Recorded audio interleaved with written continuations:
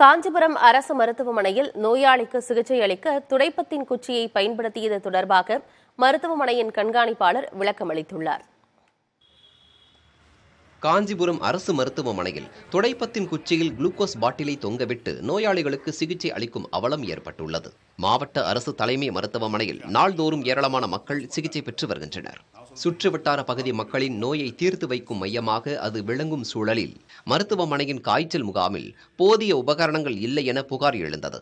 இந்நிலையில் அரசு மருத்துவமனையின் காய்ச்சல் முகாமில் சேர்க்கப்பட்டவர்களுக்கு குளுக்கோஸ் செலுத்த உபகரணங்கள் இல்லாததால் துடைப்பத்தின் குச்சி பயன்படுத்தப்பட்டுள்ளது.